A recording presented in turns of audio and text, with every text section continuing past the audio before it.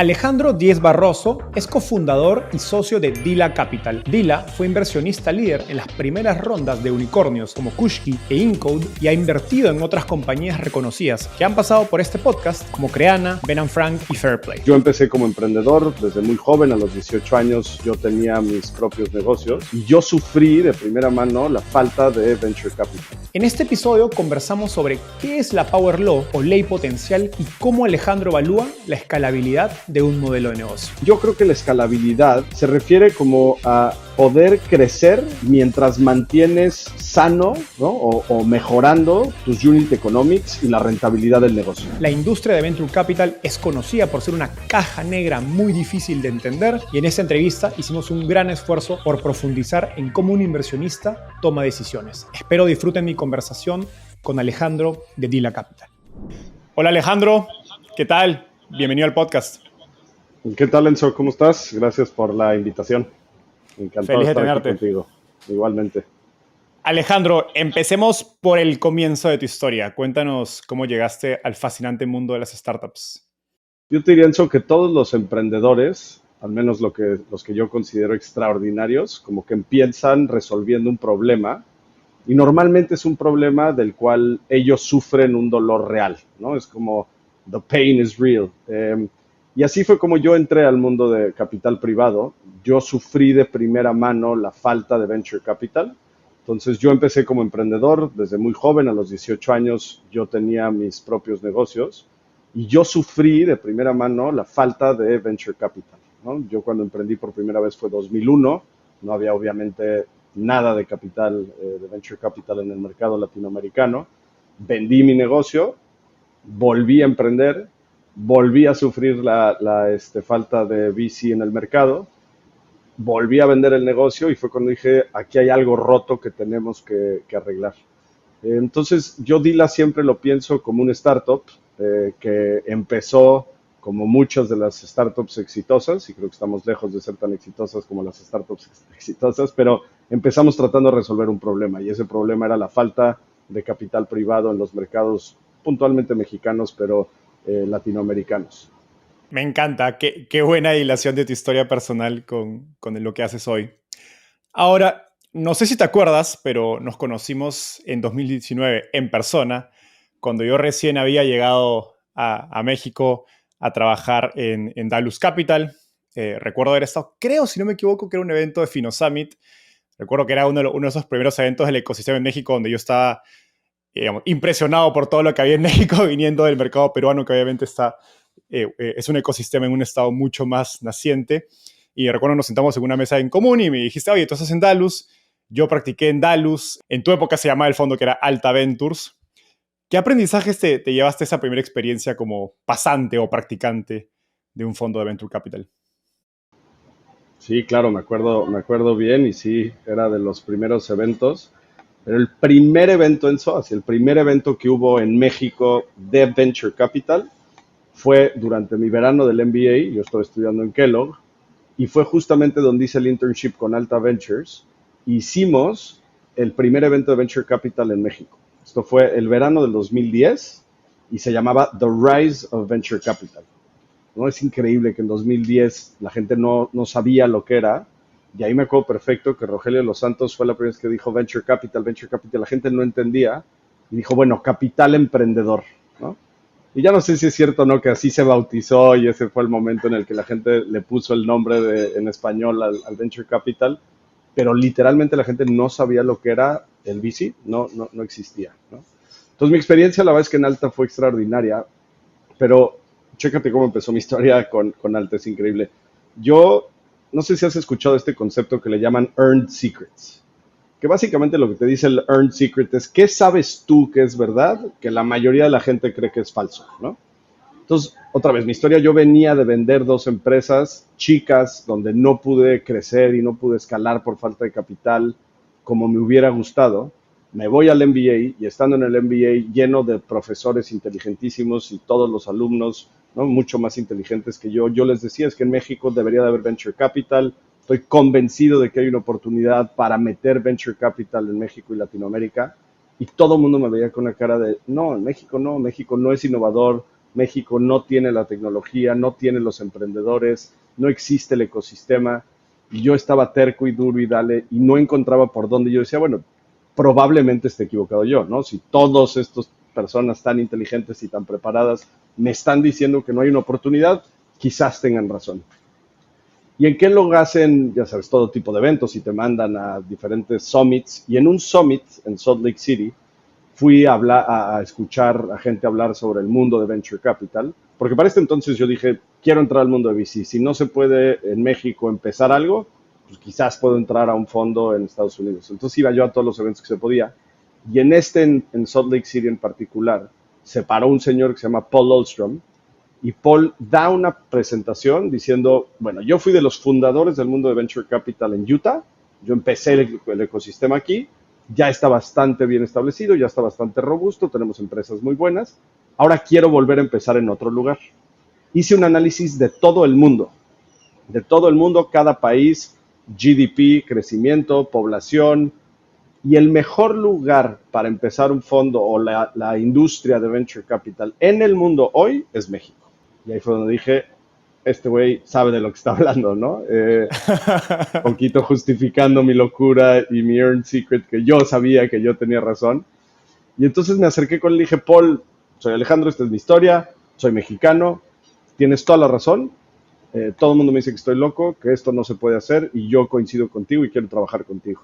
Y así fue como entré a Alta en el verano, organizamos esa conferencia. Creo que desafortunado el momento en el que entré a Alta, en el sentido de que no había un fondo todavía, no estaban haciendo inversiones, estaban levantando capital y educando al mercado sobre qué era el venture capital. Entonces, desafortunado porque no pude trabajar en un fondo de VC como tal y aprender cómo se invierte y cómo se hace y cómo se analiza, pero muy afortunado porque estuve participando al mero principio del nacimiento de la industria, ¿no? Hablando de Earned Secrets o digamos, secretos ganados, me contaron que en las evaluaciones 360 de Dila siempre sales como el mejor rankeado del equipo. ¿Cuál es tu secreto? Probablemente que soy el jefe y no me quieren calificar mal. este, Quizás te diría que empatía es uno de mis secretos. Creo que el ser empático con todas las partes relacionadas y con todos los stakeholders en cualquier situación para mí es bien importante. Y en esa misma empatía creo que algo que me critica mucho el equipo, pero creo que también hace que mis calificaciones sean altas, es que me cuesta mucho trabajo decir que no por esta misma empatía, ¿no? Eh, Hay emprendedores que sabemos que no son para deal en ese momento, vamos a decir, o que su modelo de negocio no es para nosotros, o están en geografías que no son para nosotros, y me piden, oye Alejandro, pero me encantaría hablar contigo y robarte 15 minutos, y me tomo el tiempo de hacerlo, me tomo el tiempo de contestar todos los requests de LinkedIn que nos llegan, me tomo el tiempo de contestar todos los mails que nos llegan, y eso creo que sí es un error, porque pues, digo, el tiempo es limitado y es lo más sagrado que tenemos y hay que saber escoger nuestras batallas y saber decir que no, y creo que eso es algo que constantemente estoy trabajando, pero creo que esa misma empatía es la que me permite, pues no sé si hacer bien las cosas, pero sí obtener buenas calificaciones. Ya saben, emprendedores que nos están escuchando, si quieren feedback, a quién le tienen que escribir. En términos de empatía, ¿es algo que siempre tuviste o cómo la desarrollaste?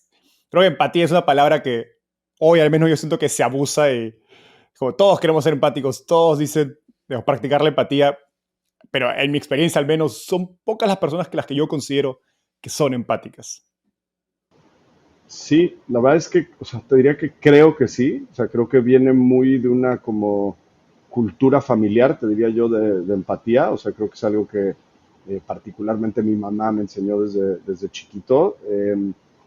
Y sí, sí creo que esa parte, y creo que es más un tema de como de empatía social, creo yo, ¿no? El escucha lo que te están diciendo antes de hablar, habla menos de lo que escuchas, entiende de dónde viene, eh, saber que no siempre tienes la razón eh, y que quizás no existen verdades absolutas y que lo que te está diciendo la persona de enfrente depende de dónde viene, del momento en particular en el que está. ¿Cómo evalúas eso en tus emprendedores? me imagino que te ha pasado que has quizás estado emocionado de un emprendedor que es muy capaz, digamos, técnicamente, comercialmente, etcétera, pero de pronto notas esas faltas de empatía en relación con su equipo, digamos, tanto al momento de invertir, en el proceso de evaluar, ¿es algo que lo hueles, lo tomas en consideración al invertir? 100%. Y te voy a decir una cosa, Enzo. Nosotros invertimos en una empresa y nos vamos a quedar dentro de esa empresa los próximos 7, 8 años. Somos inversionistas que nos gusta estar cerca a las personas en las que invertimos. Invertimos en más o menos 7, 8 empresas al año. Recibimos 1,500 oportunidades de inversión al año. O sea, es nuestro funnel de conversión, si lo piensas, es muy chiquito. Y al final del día analizamos mercados y escala, y ya platicaremos de esas cosas seguramente al rato, pero analizamos a la gente, y no es analizarlas de si son buenas y malas, es simplemente somos buenos socios nosotros para ustedes y ustedes para nosotros. Y si yo invierto en ti, Enzo, probablemente nos vamos a escribir en WhatsApp y vamos a irnos a echar un café y tomarnos una cerveza más que con tus amigos más cercanos. O sea, yo veo a los emprendedores del portafolio muy seguido y tenemos conversaciones muy seguidas y se acaban volviendo mis cuates de cierta manera, ¿no? Y entonces si llega una emprendedora y no hay ese fit, y la pregunta que yo me hago es, ¿quieres estar mensajeándote con esta persona a las 12 de la noche un sábado porque se cayó un cliente importante?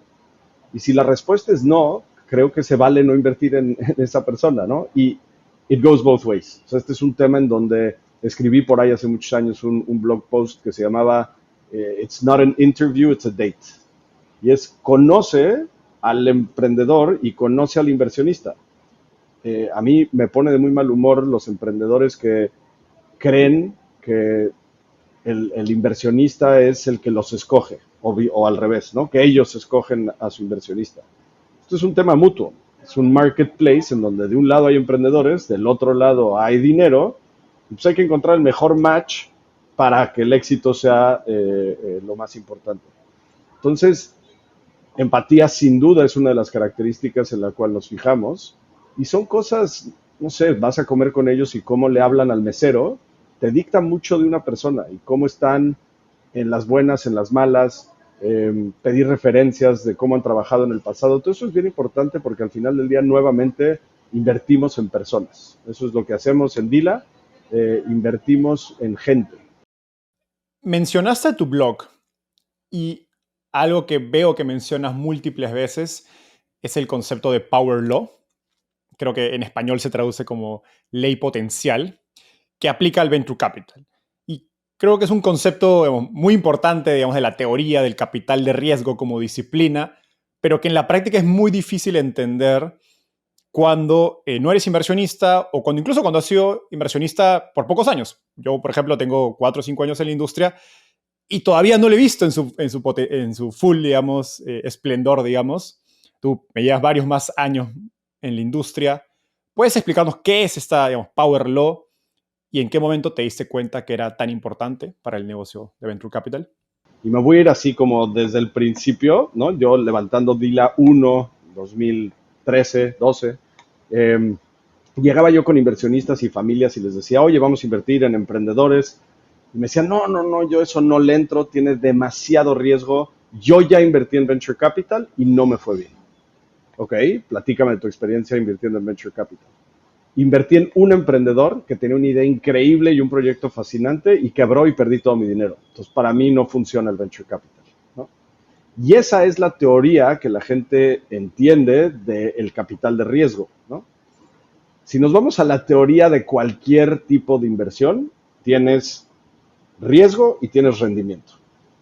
A mayor riesgo que estás tomando, deberías de tener un mayor rendimiento. Si ese riesgo no está balanceado con el rendimiento que te tienen que dar, no deberías de invertir. Esa es la teoría así 101, ¿no? Entonces, voy a invertir en un emprendedor, su proyecto tiene muchísimo riesgo, debo yo de buscar un rendimiento gigantesco sabiendo que mi outcome es totalmente binario. es un mega éxito, voy a hacer mucho dinero, o cero. La probabilidad de que sea cero es mucho mayor a la que sea un éxito. Si lo mides únicamente así, por supuesto que es muy riesgoso. Y entonces entra el Venture Capital. ¿Qué hace el Venture Capital? El Venture Capital lo que hace es que somos fondos que creamos un portafolio de oportunidades de inversión.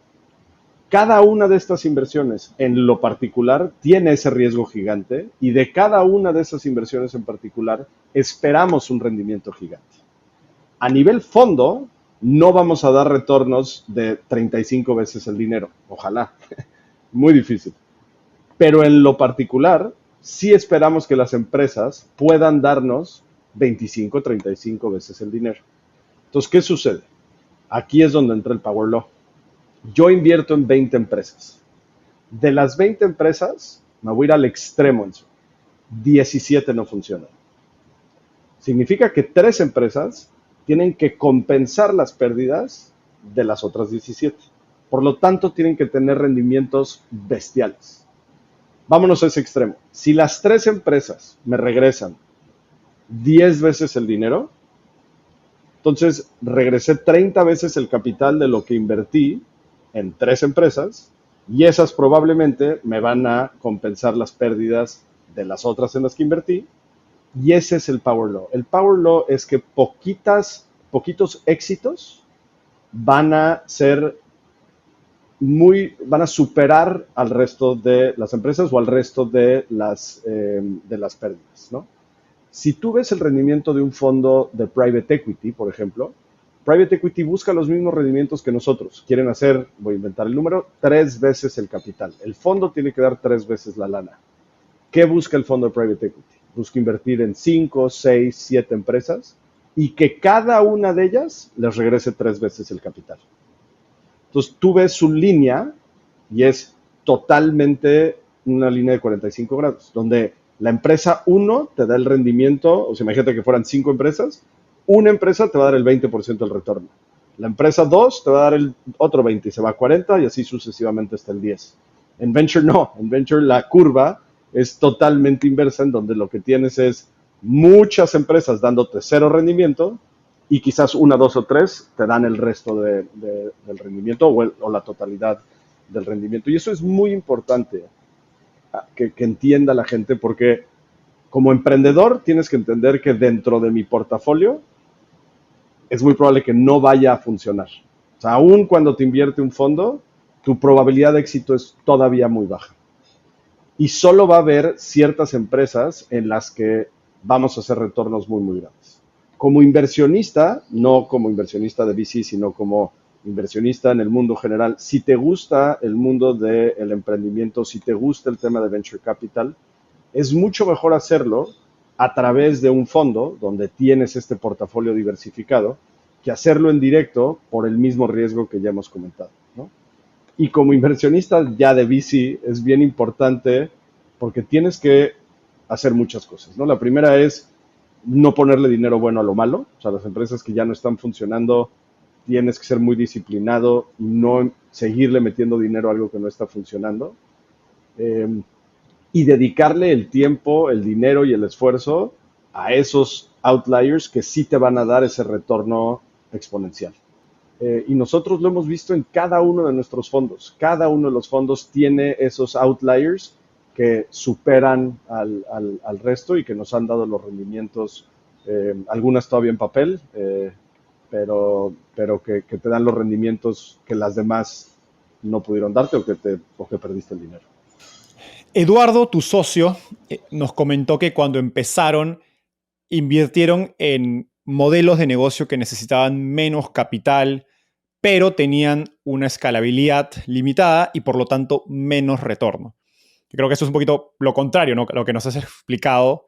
¿Cómo, digamos, danos, no sé, ejemplos o anécdotas para dimensionar esta teoría que nos has explicado en tu portafolio? Quizás, no sé, la inversión típica o el perfil de inversión de Dila, del primer fondo de Dila, ¿cuán diferente es de la inversión típica hoy del fondo más reciente de Dila?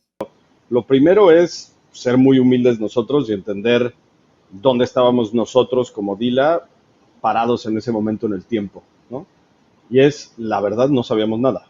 Era, tengo una idea que es, a mí me faltó capital como emprendedor, a Eduardo le faltó dinero como emprendedor, seguramente hay un chorro de emprendedores allá afuera como nosotros que necesitan lana, levantemos lana y démosles dinero. Así de profunda y sofisticada era nuestra tesis. Y por lo mismo, creo que cometimos muchos errores. Creo que fuimos aprendiendo muchísimo en el tiempo qué tipo de empresas son las que sí deberías invertir como VC y en cuáles no. Y te lo pregunto porque creo que lo último que acabas de decir es algo que muchos emprendedores en Latinoamérica en general creo que todavía no se entiende, ¿no? ¿Cuál es la diferencia entre una compañía que hace sentido con VC versus una que no? Buenísimo. Y ahorita si quieres entramos a ese tema, pero también es importante antes de entrar a ese tema de cuáles sí, cuáles no, es nosotros otra vez, con la humildad de decir dónde estábamos nosotros parados, éramos unos rookies y no sabíamos nada. Dos, dónde estaba la industria parada, ¿no? Esas primeras inversiones que hicimos en SO, estábamos 5 fondos, 6 fondos en México invirtiendo y quizás nosotros éramos los más jóvenes y los más rookies, pero nadie tenía ni idea de lo que estaban haciendo. Pero tampoco había mucha profundidad en el mercado. Si buscabas una empresa que necesitaba 100 millones de dólares, no sé de dónde los hubieran sacado. Entonces, sí, obviamente tuvimos algo de culpa nosotros de invertir en modelos que no fueran explosivos y de demasiado VC backable, y ahorita lo platicamos, pero tampoco estaba la industria completa como para poder apoyar esas empresas en toda su escala y todo su crecimiento, ¿no? No había esta conexión y link entre la serie semilla y la serie B. No había, no existían ni esas palabras existían, ¿no? Entonces la industria no estaba lista, entonces teníamos que buscar modelos que con un cheque nuestro de $250,000 pudieran llegar a rentabilidad, lo cual es un poquito loco hoy en día pensarlo así. Entonces el ecosistema no estaba listo, el capital no estaba, nosotros éramos muy rookies y por lo tanto tuvimos que ir construyendo todo a lo largo de estos años. Ir construyendo es construir nuestra tesis de inversión, entender qué nos gusta a nosotros, para qué somos buenos, qué tipo de industrias son las que nos gustan invertir. Entonces, sí empezamos hace muchísimos años con una tesis poco común y la hemos ido, creo que, sofisticando, hemos ido madurando nosotros como inversionistas, al mismo tiempo que ha venido madurando el ecosistema y todo la industria de venture capital en general en los países latinoamericanos. Ahora, vuelvo a mi pregunta del Power Law. ¿Cómo compararías una inversión de Dila 1 versus una, digamos, del fondo más reciente, si no me equivoco, es el tercer fondo de Dila, en torno a cuando entiendes el Power Law realmente en su esencia, digamos, a profundidad, cómo cambia tu forma de valorar una inversión? El primer fondo de Dila era pensando en Power Law y entendiendo el Power Law, lo que tú necesitas es que cada una de tus inversiones tenga la capacidad o la posibilidad de regresarte el fondo completo. ¿Ok? Nuevamente, si entendemos el Power Law, lo que entiendes es que hay muy poquitas que te van a dar el retorno. Entonces vamos a asumir por un segundo que solo una empresa va a ser realmente exitosa. Esa empresa realmente exitosa tiene que regresarte el fondo completo, ¿no? Para que mínimo no pierdas capital y las otras empresas te darán el retorno que necesitas. Cuando tienes un fondo de 5 millones de dólares, no te estoy diciendo que sea fácil, pero no está tan difícil que una empresa te pueda regresar el fondo completo, ¿no? Entonces, si yo invierto $500,000 en una empresa, esa empresa tiene que darme 10 veces el dinero para regresarme esos 5 millones de dólares. Y eso es lo que buscábamos. Y fuimos muy suertudos, la realidad, por lo que comentábamos anteriormente, de que a pesar de no haber invertido en empresas con esa escala o con esa tecnología que los permitiera hacer empresas regionales o lo que tú quieras y mandes, pudimos encontrar fund makers, que les llamamos, que son esas empresas que te regresan el fondo, de un fondo muy chiquito. Entonces corrimos con la suerte de, en un fondo chico, invertir en empresas que no tuvieran esa escala global. Vámonos ahora a Dila 4. Vamos actualmente invirtiendo el cuarto fondo, es un fondo de 120 millones de dólares, y tenemos la misma teoría en eso. Una empresa tiene que regresarnos 120 millones de dólares. Eso sí está cabrón. Eso sí no está fácil lograrlo. Entonces, imagínate cómo cambia tu tesis de inversión cuando dices, empresa A me tiene que regresar 5 millones de dólares y empresa B me tiene que regresar 120 millones de dólares. hay un abismo. Entonces no sabría ni por dónde empezar a decirte cuál es la diferencia entre lo que buscábamos en Dila 1 versus lo que buscamos en Dila 4, porque una es un mundo totalmente diferente y dos, son fondos totalmente diferentes. Y creo que aquí, hablándole un poco al público emprendedor, es bien importante entender esto de la gente que invierte en ti. ¿De qué tamaño es su fondo? ¿Qué tipo de retornos esperan de ti? ¿Cómo van a hacer su allocation de capital? ¿Cuánto dinero te pueden meter hoy y cuánto te pueden meter en las próximas 2, 3, 4 rondas? ¿Cómo deciden cuánto capital te van a meter en esas siguientes rondas? La tesis hoy o la estrategia que tenemos hoy es la siguiente. En un fondo de 120 millones de dólares, vamos a hacer tickets promedio de 2 millones de dólares en las empresas cuando invertimos inicialmente. ¿Ok? Entonces, ahí, si hacemos la matemática, tenemos 2 millones de dólares por 20 empresas en las que vamos a invertir, inviertes 40 millones de dólares. Todavía te quedan 80 millones de dólares por invertir en esas mismas empresas. De las 20, probablemente hayan 10 que ya no quieran capital, que no necesiten capital, que quebraron, que no hubo el fit que pensaste que hubo al principio, que levantaron dinero en términos que a ti ya no te gustaron, que no van tan bien y ya no le quieres meter. Entonces, de las 20 vamos a escoger 10 que sí requieren más capital, que sí quieren más capital tuyo, que sí te están invitando a participar con más capital y que les está yendo muy bien, y a esas les vamos a inyectar más capital todavía, incrementando el dinero que tenemos en esas empresas e incrementando el ownership que tenemos en cada una de ellas. De esas 10, probablemente haya 5 que ya no necesiten capital, que ya no les fue bien, que ya no te quieren en el cap table, que ya llegaron y te compraron, lo que tú quieras y mandes, pero va a haber 5 que sí van muy bien, que están superando expectativas, que necesitan capital tuyo y en esas vamos a volver a invertir.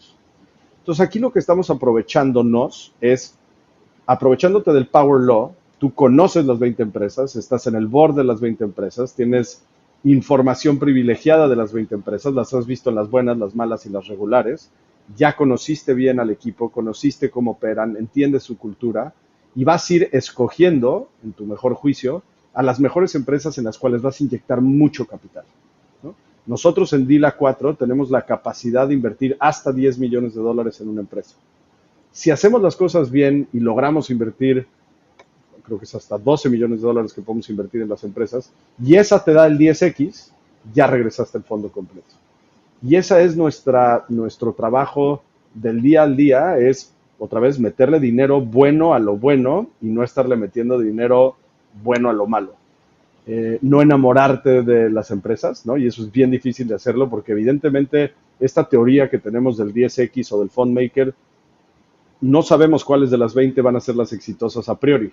Cuando estás evaluando la empresa y evaluando el equipo, tienes que evaluar, ¿tienen la capacidad, el tamaño de mercado, la tecnología, la diferenciación para lograrlo? Sí. Entonces, las 20, o sea, si tú me platicáramos el día después de haber hecho cada inversión, yo te diría, las 20 van a ser las ganadoras.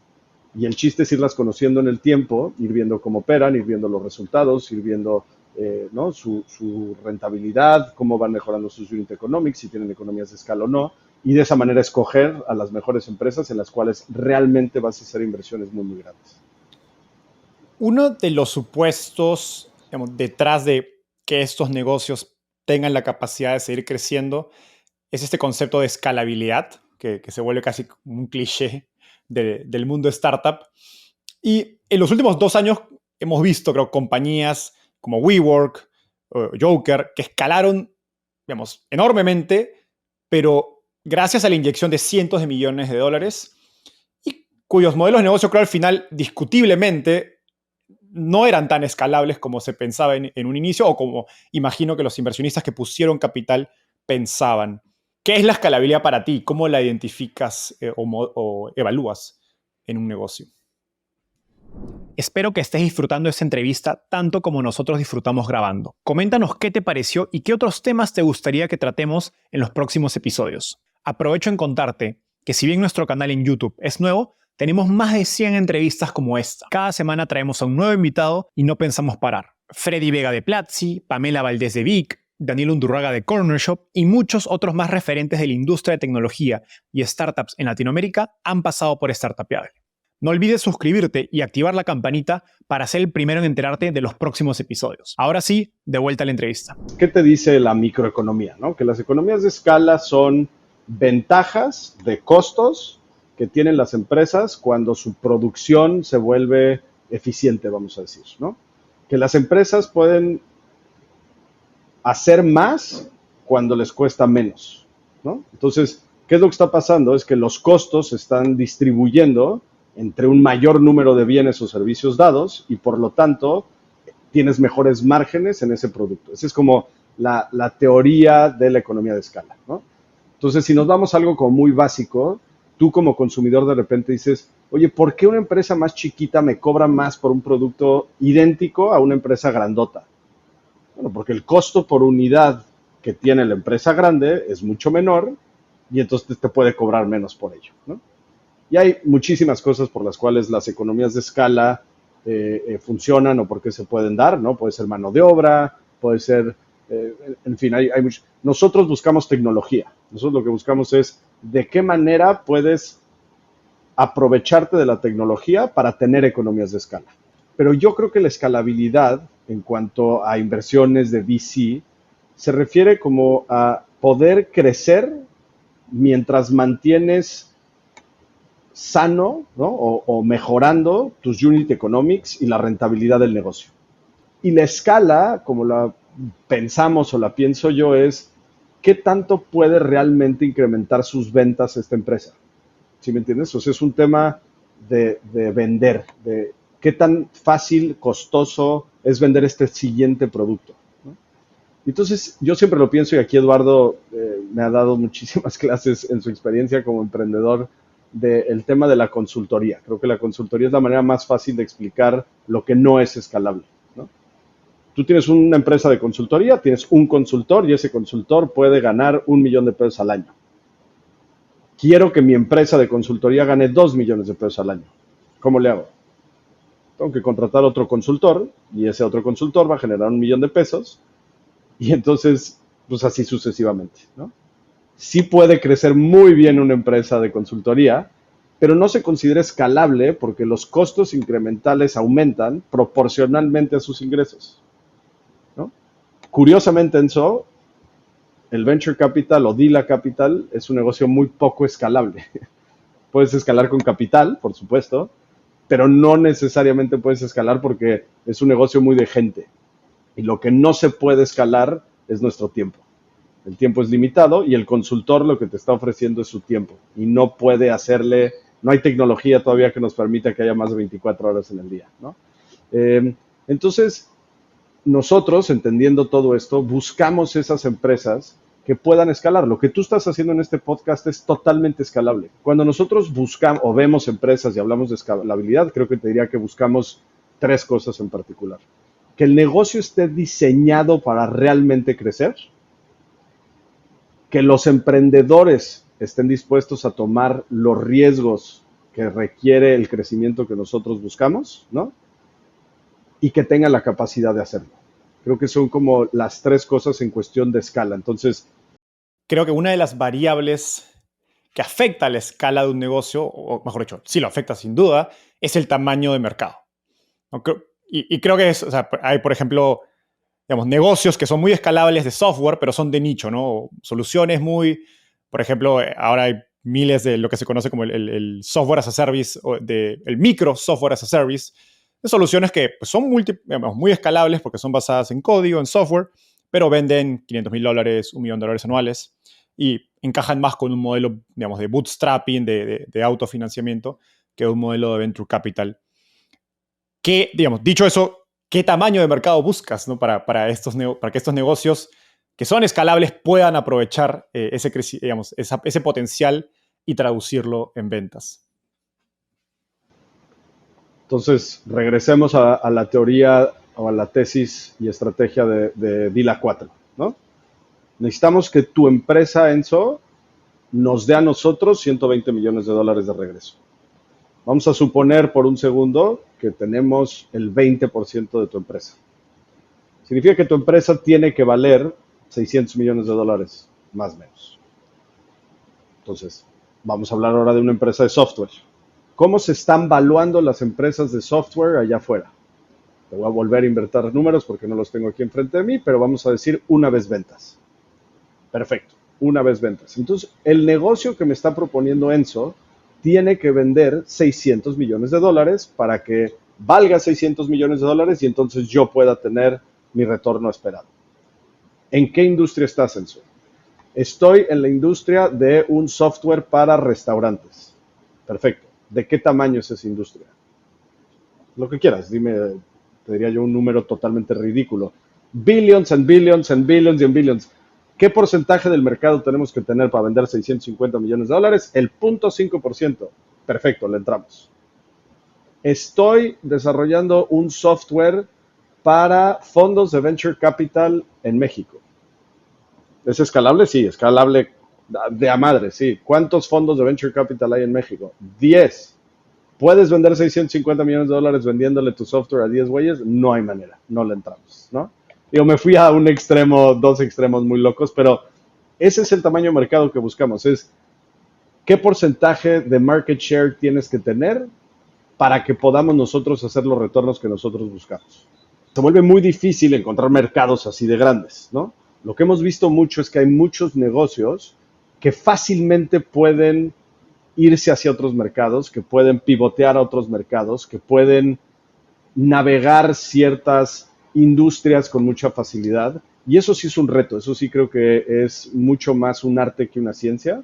Creo que nos hemos equivocado múltiples veces en el pasado dejando pasar oportunidades porque no veíamos el tamaño del mercado y el mercado era mucho más grande o lograron hacer crecer el mercado o se fueron a otros mercados que lograron el tamaño que se necesitaba, ¿no? Entonces creo que esa es bien complicada.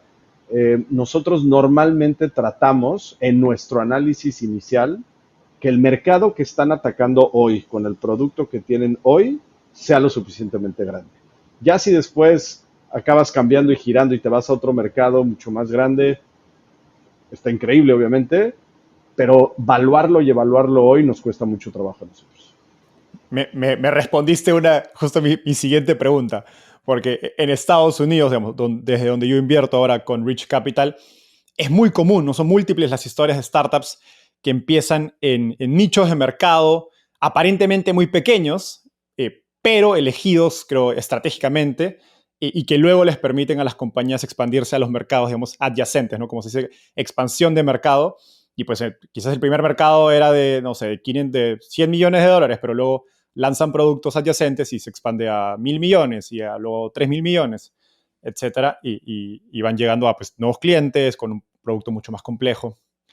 Tenemos la bendición en Dila hoy de poder invertir más tarde en esos negocios que en un principio no vimos el tamaño de mercado, ¿no? Entonces, Enso, no vemos el tamaño del mercado para tu empresa hoy. Si llegaras a comprobarnos lo contrario, siempre tienes las puertas abiertas y nos encantaría poder invertir en la siguiente ronda donde ya encontraste ese mercado más grande, ¿no? Y luego muchas veces sí el equipo emprendedor sí tiene esa visión, Enso. O sea, sí llegan y te dicen, entiendo perfecto tu punto, Alejandro, el mercado es de 100 millones de dólares y entiendo que no puedas invertir, pero mi plan es el siguiente, voy a entrar a ese mercado y luego voy a expandirme a este otro. Y ahí sí entonces podemos nosotros evaluar qué tan complicado es ese adjacency, como dices, qué tan competido está ese nuevo mercado, de qué tamaño es ese nuevo mercado.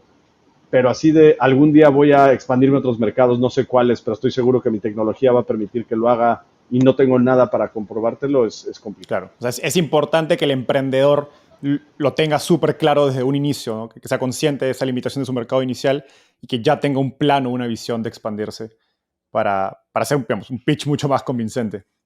Empezaron B2C, como dices, y analizando el tamaño del mercado, las dos tenían el tamaño de mercado en su modelo original para dar el retorno que nosotros buscábamos. Y las dos, curiosamente, se dieron cuenta en el camino que la escala, hablando de la escalabilidad, y los unit economics, hablando de rentabilidad, eran muchísimo mejor en la parte de negocio que en la parte de consumidor, ¿no? Entonces, vamos a pensar en Creana por un segundo, y sé que ya estuvo en el podcast, así que no quiero repetir mucho. ¿Qué es más fácil, venderle a 100,000 personas o venderle a 100 empresas que tienen 1,000 empleados?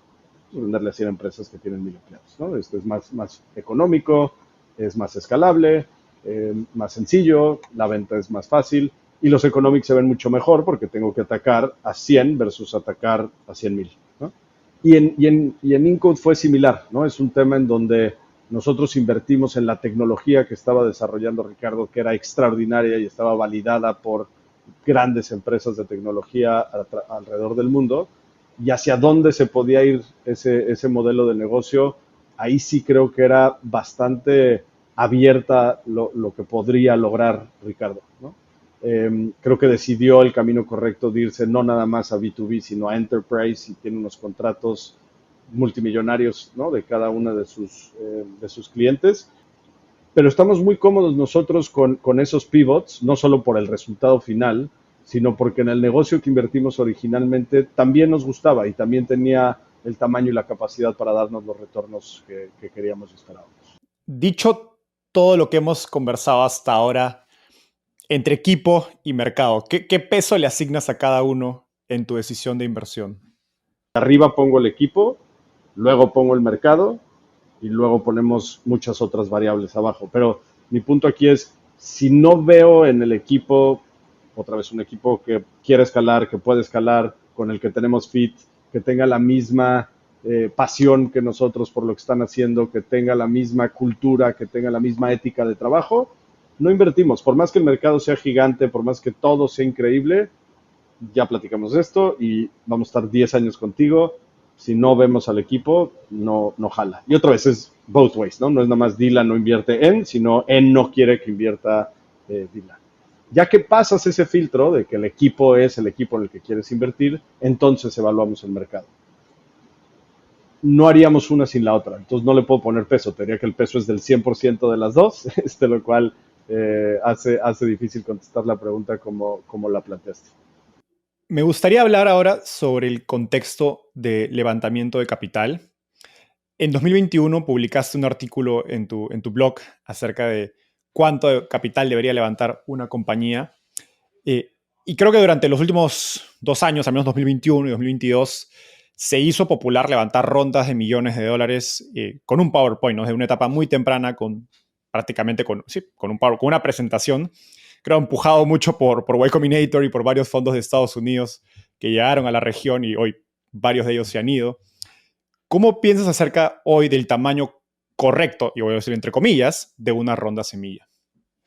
A ver, creo que tienes que pensar en dos cosas primordialmente, o tres, vamos a decir. Uno es cuánto dinero necesito según mi plan de negocios y según las proyecciones que tengo, que nuevamente nunca las vas a cumplir, entonces hay que ser conservadores. ¿Cuánto dinero necesito para llegar a esa siguiente fase?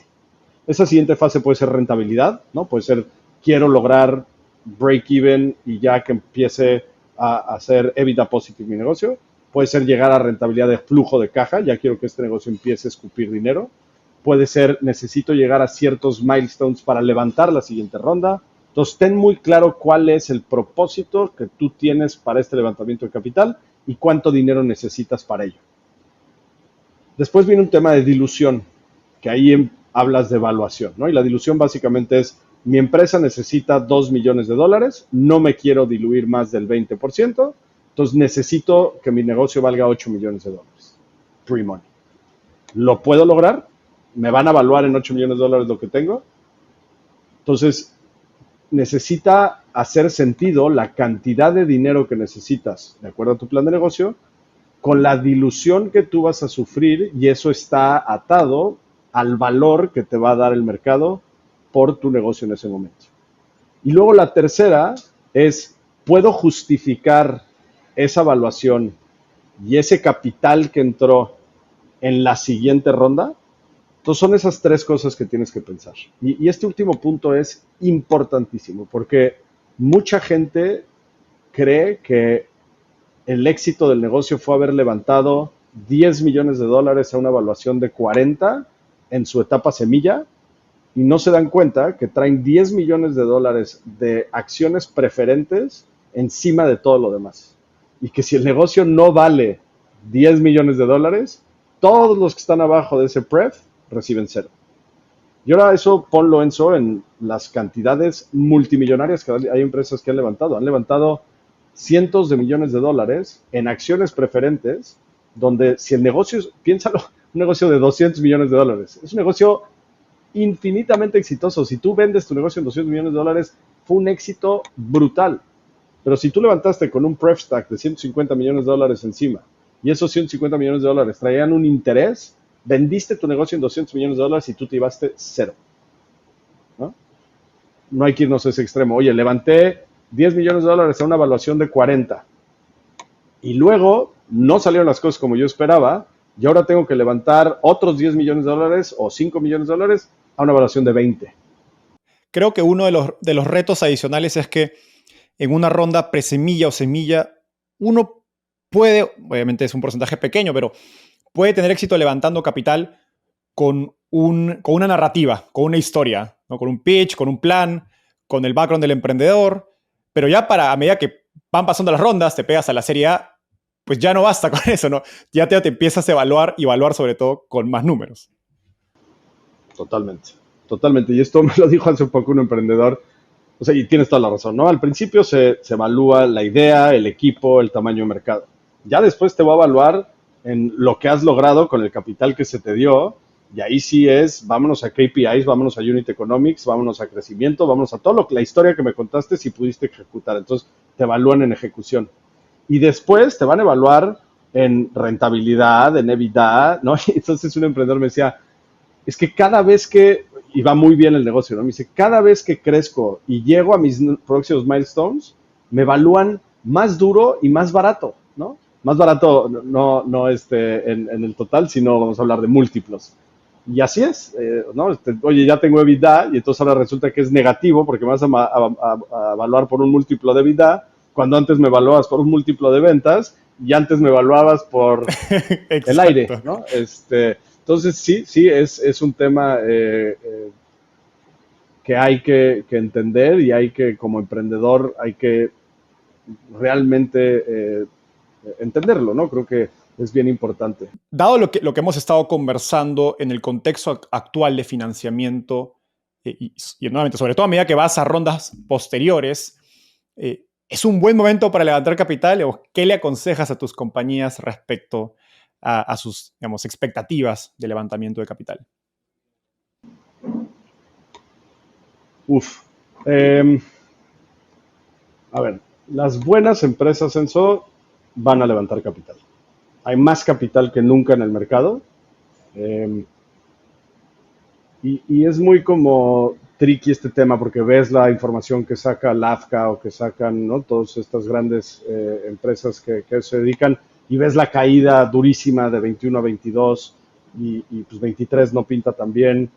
Pero hay que poner las cosas en contexto, ¿no? Si tú ves el CAGR de capital invertido en la TAM en los últimos 10 años, quita el 2021 por un segundo de la foto, traes crecimientos como del 40%. En 2022 se invirtieron, creo que 7 mil millones de dólares, ¿no? Oye, es muy poco contra los 18 que se invirtieron en el 21, sí, pero si lo comparas contra el 19, contra el 18, contra el 17, vienes creciendo año con año. Fue un año atípico, ¿no? Tasas a cero, mucho capital entrando, sí, pero en el macro, cuando tú voltees a ver un mapa, ¿no? Una gráfica en 10 años, vas a ver un crecimiento lineal, ¿no? De crecimientos muy, muy grandes. Y entonces hay más capital que nunca. Las buenas empresas van a levantar capital. Llevando este último punto a lo más práctico, ¿cómo le recomiendas a un emprendedor pensar, oye, estoy en un buen punto para salir a levantar capital? O quizás me espero unos meses más, corrijo esto otro para estar. Creo algo que pienso yo y cuando hablo con algunos emprendedores de mi portafolio, también de mis inversiones ángeles, que les trato de transmitir es que el retorno de inversión de tu tiempo levantando capital hoy es menor del que era hace 1 o hace 2 años, ¿no? Las rondas toman mucho más tiempo, los inversionistas son más cautos, van a hacer mucho más due diligence. Entonces, creo que por eso mismo, al menos en mi experiencia, hay que pensar más estratégicamente acerca de si es un buen momento para salir a levantar capital. De lo contrario, creo que un emprendedor, una empresa se puede gastar meses, digamos, perdidos, porque pues un emprendedor cuando se sale a levantar capital, pues su foco cambia, ¿no? Enteramente a levantar capital más que el negocio. eh, digamos, sin obtener el resultado esperado, ¿no? Estoy totalmente de acuerdo contigo, pero te la voy a cambiar un poquito. El mejor momento para levantar capital es cuando no necesitas capital. Mi recomendación es siempre levanta capital, todo el tiempo. Estás en una cena con alguien que pudiera ser inversionista tuyo, véndelo, vende tu, platica, vende, levanta capital. El mejor momento para venir a Dila es cuando no necesitas dinero, porque entonces tenemos ese tiempo para conocernos, entonces tenemos ese tiempo para hacer due diligence sin quitarte foco, y otra vez y del otro lado también. Conóceme, conoce al mundo de los inversionistas, ve qué tipo de inversionistas hay, cuáles son sus ambiciones, cuáles son sus expectativas, de qué tamaño son sus fondos. Y el mejor momento para hacerlo es cuando no estás fundraising, y entonces mi recomendación es always be fundraising, todo el tiempo. Y si lo haces así mientras traes las métricas que necesitas, vas a ser exitoso en el levantamiento de capital, ¿no? Y es bien importante escuchar, no necesariamente hacer caso, pero escuchar qué quieren los inversionistas. Oye, Enzo, ¿qué esperarías de Dila, ok, para tú invertir en Dila? ¿Qué quieres? Hoy no estamos ahí, no te vengo a pedir dinero. Lo que vengo a escuchar es, ¿qué quiere Enzo que logre Dila para que en el siguiente fondo tú le puedas meter dinero a Dila? Escucharé, quizás te haré caso, quizás no, ya es decisión mía, pero la idea es, hoy no necesito capital, tú dime qué quieres que yo logre para que evaluar si inviertes en mí o no. Entonces, always be fundraising, tanto como VCs, como emprendedores, todo el tiempo hay que estar levantando. Alejandro, llegamos al segmento final de la entrevista. Te voy a hacer una ronda de preguntas rápidas y me tienes que responder en menos de un minuto. ¿Estás listo? ¿Qué te hubiera gustado saber cuando empezaste como inversionista de Venture Capital? Paciencia, creo que es una virtud importantísima en este negocio, tanto poder comunicar y entender la paciencia, como entender la paciencia activa. Es bien diferente la paciencia pasiva a la paciencia activa, y creo que haberla entendido, leído y estudiado mejor antes de entrar me hubiera hecho mucho bien. Explícanos qué es paciencia activa. Paciencia activa, o te voy a explicar lo que es paciencia pasiva. Paciencia pasiva es, estoy sentado con los brazos cruzados, pacientemente esperando a que algo suceda. Y el resultado algún día llegará, pero estoy aquí sentado. Y la paciencia activa es, soy igual de paciente y sé que el resultado vendrá en mucho tiempo, pero estoy allá afuera remangado, logrando que esos resultados sucedan. ¿Cuál ha sido el libro más influyente en tu camino por el mundo de las startups? The Hard Thing About Hard Things, de Ben Horowitz. Es un libro que habla desde la perspectiva del emprendedor y lo difícil que es el camino. Hay un capítulo en particular que habla de The Struggle, y creo que, nuevamente, hablando de la empatía, hay que ser empáticos con los que emprenden porque está muy, muy cabrón el camino. Finalmente, ¿qué te gustaría cambiar del mundo de las startups en Latinoamérica? Diría que el tema de las salidas. Tiene que haber más grandes, tiene que haber IPOs, tiene que haber un mercado bursátil mucho más profundo. Tiene que haber más conexión con los grandes corporativos, tiene que haber más M&A, tiene que haber más VCs, tiene que haber más incubadoras, más aceleradoras. Tú y yo que estamos en esto todo el día y todo el tiempo, creo que creemos que es muy grande la industria y que todo mundo habla el mismo idioma, y pues, cuando estás en esta burbuja crees que te sales tantito y te das cuenta que para el tamaño de nuestras economías no es nada, es insignificante. Y entonces tiene que ser mucho más grande eso. La gente cree que, ¿no?, el venture capital ahí va, y sin duda vamos en buen camino, pero creo que un gran indicador es compara el venture capital invertido contra el GDP. O sea, tú ves el PIB de México contra lo que se ha invertido, no representa nada, no pinta.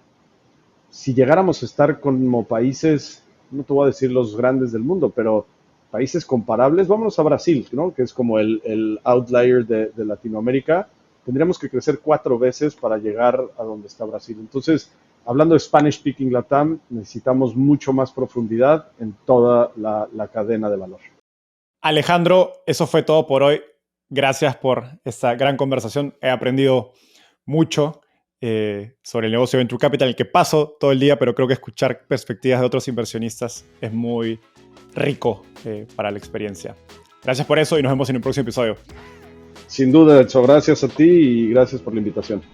Gracias por acompañarnos hasta el final del episodio. A diferencia de un inversionista, no te cobramos por nuestra sabiduría, pero para poder seguir creciendo necesitamos de tu ayuda. Así que comparte este episodio con tus amigos emprendedores. Y si quieres recibir el resumen con lo mejor de todas nuestras entrevistas, no dejes de suscribirte a nuestra newsletter dándole clic aquí.